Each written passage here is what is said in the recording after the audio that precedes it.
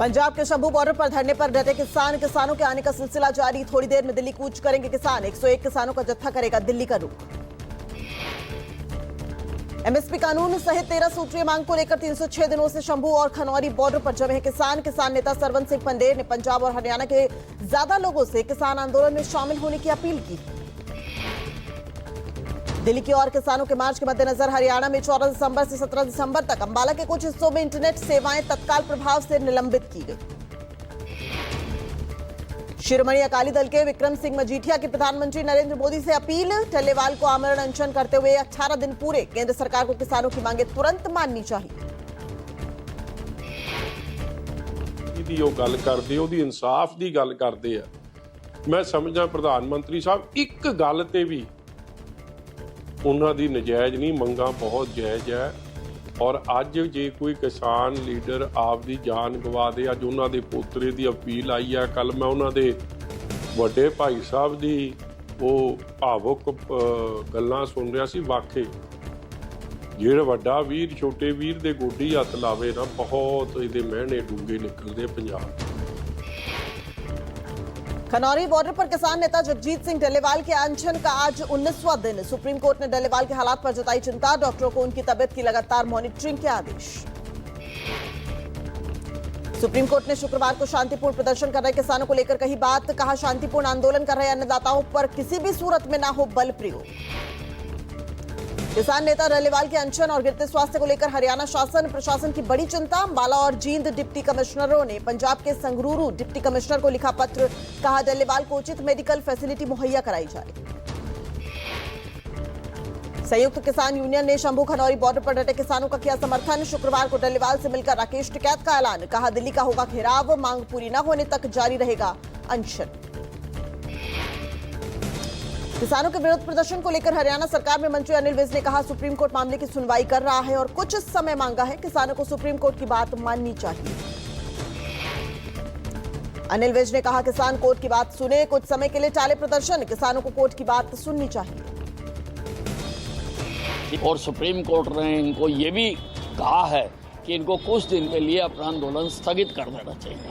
मेरी राय में किसानों को उच्चतम न्यायालय की बात को मानना चाहिए। लोकसभा में संविधान पर चर्चा का आज आखिरी दिन। प्रधानमंत्री नरेंद्र मोदी देंगे संविधान बहस पर जवाब। राहुल गांधी करीब 2 बजे संविधान पर करेंगे चर्चा। भारत के संविधान को अपनाने की 75वीं वर्षगांठ पर चर्चा के दौरान किरण रिजिजू ने कहा, कांग्रेस हो या हमारी सरकार, सबने काम किया है। लोकसभा में संविधान पर बहस जारी। रिजिजू बोले, समानता संविधान की आत्मा। आजादी मिलते ही नागरिकों को मिल गए थे उनके अधिकार। किरण रिजिजू ने कहा, संविधान गौरवशाली अतीत का प्रतिबिंब है। बाबा साहब के विचारों को समझना जरूरी है। संविधान ने अधिकार के साथ दायित्व भी सौंपा। संसदीय कार्य मंत्री किरण रिजिजू ने कहा, संविधान के एक एक शब्द प्रेरणादायी। समानता संविधान की आत्मा जैसा। कांग्रेस हो या हमारी सरकार, सबने काम किया। वायनाड सांसद प्रियंका गांधी वाड्रा समेत केरल के विपक्षी सांसदों ने संसद के मकर द्वार पर किया विरोध प्रदर्शन। भूस्खलन प्रभावित लोगों को न्याय की लगाई आवाज। प्रियंका गांधी ने विरोध प्रदर्शन के दौरान वायनाड में भूस्खलन प्रभावित लोगों के लिए वित्तीय सहायता की मांग की। कहा, सरकार वायनाड को विशेष पैकेज देने से इनकार कर रही है। भेदभाव बंद करो, न्याय दो के नारे लगाए। केंद्रीय मंत्री गिरिराज सिंह ने कहा, एक राष्ट्र एक चुनाव राष्ट्र हित में है। इसमें खर्च बचेगा और विकास होगा, देश मजबूत होगा। गिरिराज सिंह बोले, एक राष्ट्र एक चुनाव राष्ट्र हित में है। अगर कांग्रेस इससे इनकार करती है तो मुझे लगता है कि ये दोगलापन है।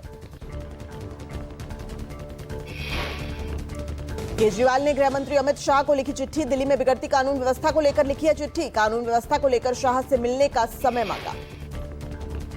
केजरीवाल ने चिट्ठी में लिखा, दिल्ली की कानून व्यवस्था केंद्र सरकार के अधीन है। दिल्ली को अब अपराध की राजधानी के नाम से जाना जा रहा है।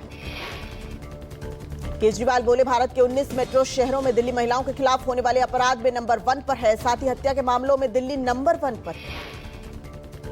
केजरीवाल ने खत में लिखा, दिल्ली में जबरन वसूली वाले गैंग सक्रिय है। एयरपोर्ट और स्कूल को धमकी मिल रही है। ड्रग्स से जुड़े अपराधों में 350% की बढ़ोतरी हुई है। केजरीवाल बोले, दिल्ली अब देश विदेश में अपराध की राजधानी के रूप में पहचानी जा रही है। पूरी दिल्ली में लोग सुरक्षा को लेकर चिंतित हैं। नागपुर में कैबिनेट विस्तार पर शिवसेना यूबीटी नेता संजय राउत ने कहा, सबसे पहले वहां मुख्यमंत्री का जुलूस निकलेगा। सीएम का जुलूस निकालने से पहले इन्हें ईवीएम का जुलूस निकालना चाहिए। राउत ने कहा, महाराष्ट्र में अराजकता फैली हुई है, नई सरकार ईवीएम से बनी हुई है, इनके पास दिमाग नहीं है, इनके दिमाग में ईवीएम है। संजय राउत बोले, महाराष्ट्र में नई सरकार बने 1 महीना हुआ पूरा, लेकिन किसके पास कौन सा विभाग है ये पता नहीं। महाराष्ट्र में हर दिन हर गांव हत्याएं, रेप हो रहे हैं।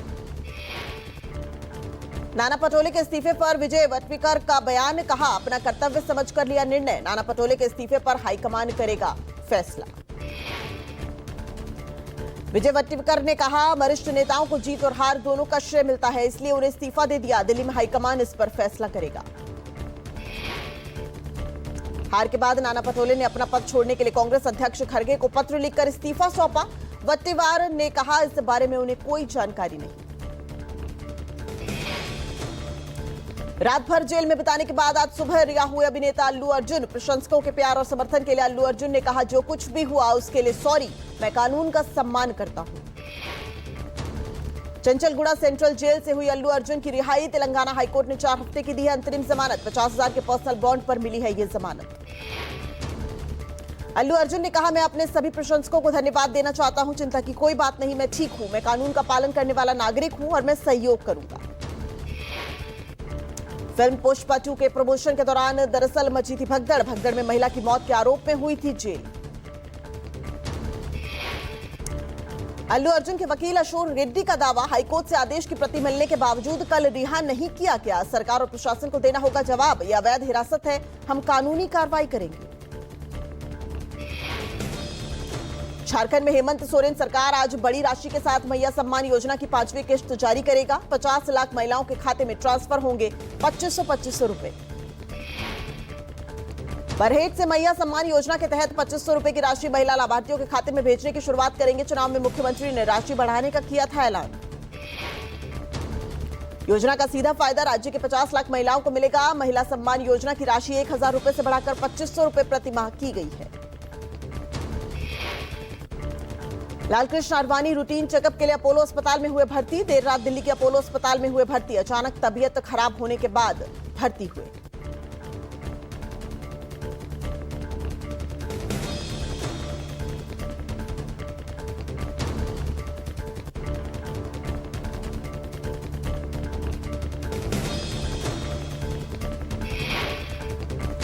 राजस्थान की महिलाओं को आज बड़ी सौगात देंगे सीएम भजनलाल शर्मा। महिला सम्मेलन में लाडो प्रोत्साहन योजना का शुभारंभ करेंगे सीएम भजनलाल। योजना के तहत पहले दिन 1 लाख लाभार्थियों को 2500 ट्रांसफर किए जाएंगे। राशि 7 किश्तों में उनके बैंक में ऑनलाइन ट्रांसफर की जाएगी। राजस्थान के जन्म में हर बेटी को मिलेंगे 1 लाख रुपए। प्रधानमंत्री मातृ वंदन योजना के तहत 70,000 महिलाओं के खाते में भेजा जाएगा 1500 रुपए। दिल्ली में मुख्य सचिवों के चौथे राष्ट्रीय सम्मेलन की अध्यक्षता करेंगे पीएम मोदी। केंद्र और राज्य सरकारों के बीच साझेदारी और बढ़ावा देने की दिशा में आज करेंगे महत्वपूर्ण चर्चा। आज और कल दिल्ली में आयोजित मुख्य सचिवों के चौथे राष्ट्रीय सम्मेलन की अध्यक्षता करेंगे पीएम। सामान्य विकास एजेंडा और खाका के विकास और कार्यान्वयन पर जोर होगा। तिरुमाला लड्डू विवाद जांच के लिए एसआईटी की टीम भगवान श्री वेंकटेश्वर मंदिर पहुंची। 6 सदस्यीय एसआईटी की टीम पहुंची वेंकटेश्वर मंदिर। 6 सदस्यीय एसआईटी की टीम ने मंदिर के तमाम खंडों का निरीक्षण किया। इस दौरान जांच दल ने मंदिर की रसोई को भी जांचा, जहां पवित्र तिरुमाला श्रीवारी लड्डू प्रसादम बनाया जाता है। हाल ही में चंद्रबाबू नायडू ने दावा किया था कि सरकार के दौरान तिरुपति वेंकटेश्वर मंदिर में चढ़ाए जाने वाले प्रसादम में पशु वसा सहित घटिया सामग्री का इस्तेमाल किया गया था। एआई इंजीनियर अतुल सुभाष के ससुराल वालों पर बेंगलुरु पुलिस का शिकंजा। जौनपुर में सिविल कोर्ट जाकर केस से जुड़े कागजात को भी खंगाला। बेंगलुरु पुलिस के जौनपुर पहुंचने के पहले सुभाष के ससुराल वाले हुए फरार। कर्नाटक पुलिस ने 3 दिन के भीतर थाने में पेश होने का चस्पाया नोटिस। बिहार के समस्तीपुर निवासी एआई इंजीनियर अतुल सुभाष ने बेंगलुरु में किया था सुसाइड। मरने से पहले अतुल ने 80 मिनट का वीडियो और 24 पेज का सुसाइड नोट लिखा था। वीडियो और सुसाइड नोट पर अतुल ने पत्नी निकिता और ससुराल वालों को ठहराया था जिम्मेदार। पत्नी पर लगाया था प्रताड़ना का आरोप।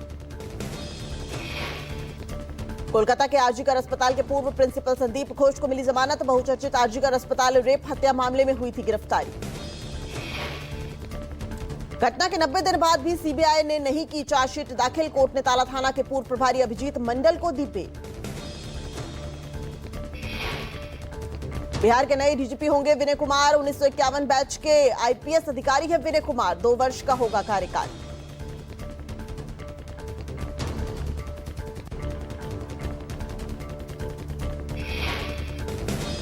लालकृष्ण आडवाणी रूटीन चेकअप के लिए अपोलो अस्पताल में हुए भर्ती। देर रात दिल्ली के अपोलो अस्पताल में हुए भर्ती। अचानक तबीयत खराब होने के बाद भर्ती की। फिलहाल आडवाणी डॉक्टरों की निगरानी में है। उनका स्वास्थ्य स्थिर बताया जा रहा है। आडवाणी को इस साल अगस्त महीने में अपोलो अस्पताल में कराया गया था भर्ती। दिल्ली पुलिस ने एक मुठभेड़ के दौरान बदमाश सोनू मटका को मार गिराया। मेरठ इलाके में दिल्ली पुलिस और UP special cell task force के साथ सोनू मटका का एनकाउंटर हुआ था। 2 शख्स को गोली मारने का आरोपी था सोनू मटका। मेरठ में होने के मूवमेंट को जानकारी के बाद आज तड़के पुलिस ने की घेराबंदी। दोनों तरफ से चली कई राउंड की गोलियां। डबल मर्डर मामले में वारंटेड था सोनू मटका। 50,000 का इनामी। सोनू मटका गैंगस्टर हाशिम बाबा का खासम खास शूटर था। दर्जनों मामले में था वांछित। पटना में एसटीएफ और अपराधियों में मुठभेड़। एनकाउंटर के दौरान कुख्यात बैंक लुटेरा अजय राय उर्फ आकाश यादव ढेर, जबकि बदमाशों की फायरिंग में एसटीएफ का एक पदाधिकारी भी जख्मी। सोनपुर का रहने वाला था बदमाश आकाश यादव। दर्जनों मामले में था वांछित। 3 दिन पहले ही किराए पर लिया था मकान। किसी बड़ी घटना को अंजाम देने की तैयारी में था। बदमाश आकाश यादव कमरे की तलाशी के दौरान एक लोडेड पिस्टल और मैगजीन जब्त। अपराधियों की तरफ से भी 1 दर्जन से ज्यादा फायरिंग। यूपी के बलिया में तैनात गालीबाज इंस्पेक्टर का वीडियो सोशल मीडिया पर वायरल। चाय वाले का कॉरल पकड़कर घसीटा। इंस्पेक्टर ने दी भद्दी गालियां।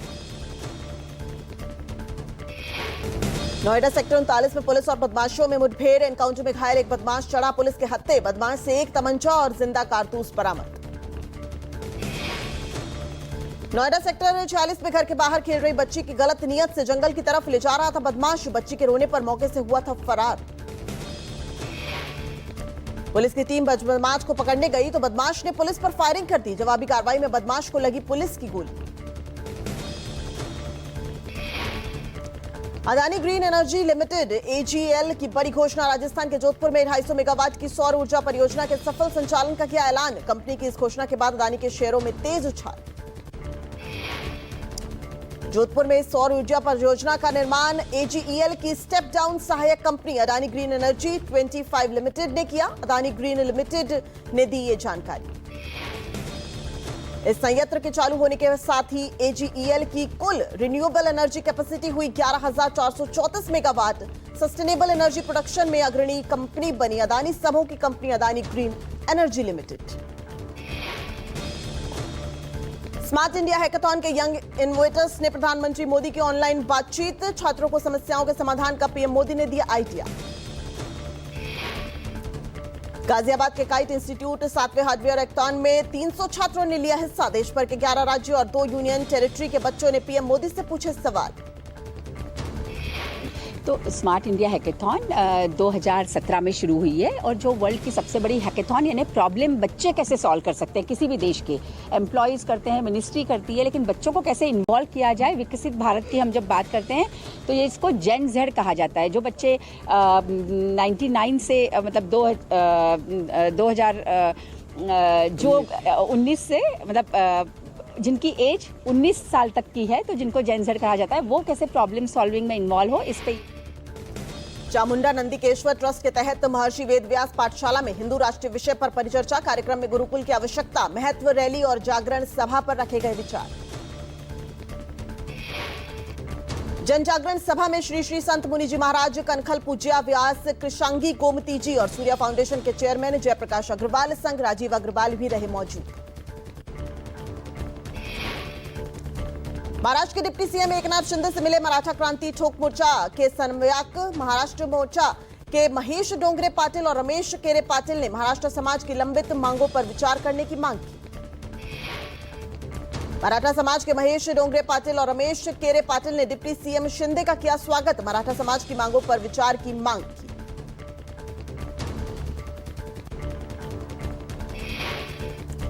यूपी के बलिया में तैनात गालीबाज इंस्पेक्टर का वीडियो सोशल मीडिया पर वायरल। चाय वाले का कॉलर पकड़कर घसीटा। इंस्पेक्टर ने दी भद्दी गालियां।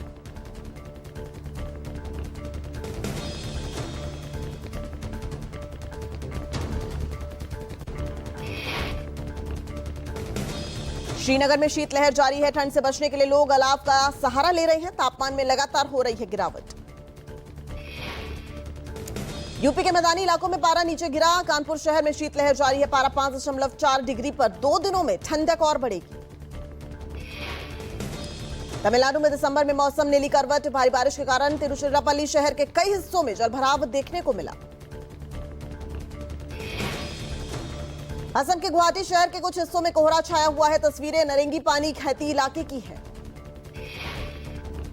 राष्ट्रीय राजधानी में शीतलहर जारी। मौसम विभाग के मुताबिक आज दिल्ली का न्यूनतम तापमान गिरकर 6 डिग्री सेल्सियस दर्ज किया गया।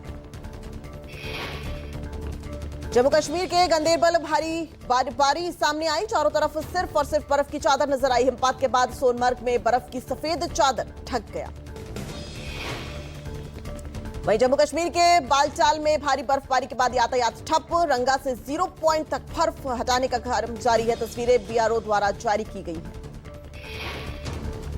राजधानी दिल्ली में बढ़ती ठंड से बचने के लिए बेघर लोग रैन बसेरा में रह रहे हैं। लगातार गिर रहा है पारा। तस्वीरें जामा मस्जिद इलाके के रैन बसेरा की है।